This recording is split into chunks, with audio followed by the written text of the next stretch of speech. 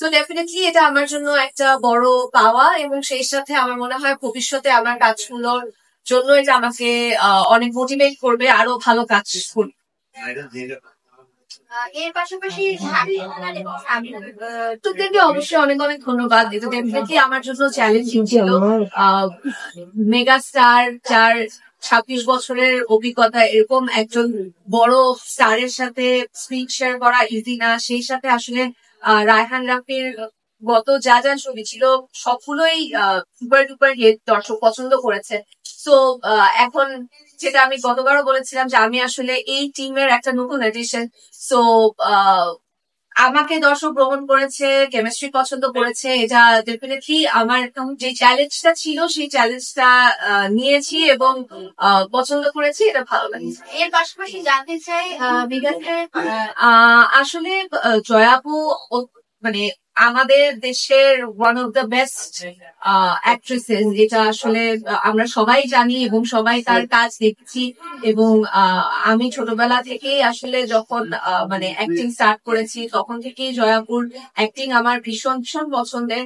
তো এরকম একজন গুণী অভিনেত্রী যে সিনেমাতে আমি অভিষেক করছি সেখানে আছে, এটাও আমার জন্য একটা বড় পাওয়া। এবং সেই সাথে আপু আমাকে খুব সুন্দরভাবে মোটিভেট করেছেন এবং বলেছেন যে ভবিষ্যতে যেন আমি এই ফোকাসটা বা এই কনসেন্ট্রেশনটাকে কন্টিনিউ করেই যাচ্ছি।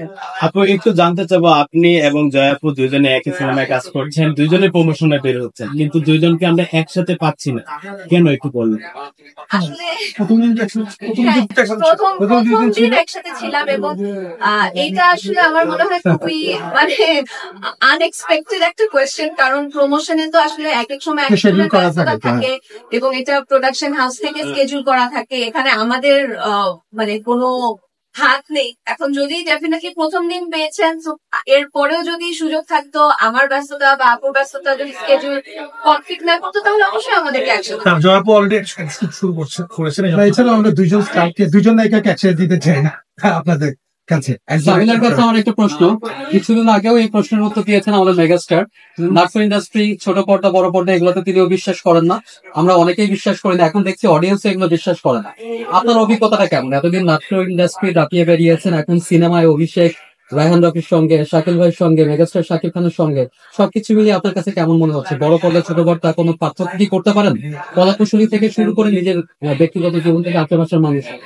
অবশ্যই পার্থক্য তো আছে, এটা ডিফারেন্ট মিডিয়াম। তবে আমার তো আসলে কাজ হচ্ছে অভিনয় করা।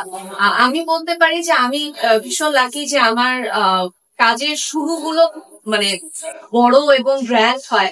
তো রায়হান রাফিকে পেয়েছি, সেই সাথে আলফা এসভিএফ স্টোরি, মানে যেই অ্যারেঞ্জমেন্টে আসলে কাজ করতে পেরেছি, এরকম অ্যারেঞ্জমেন্ট এক্সপিরিয়েন্স করাটাও আসলে অ্যাক্টর হিসাবে অনেক বড় একটা মানে লেসন হিসাবে বা একটা টিচিং হিসাবে কাজ করবে আমার পরবর্তী কাজগুলোতে।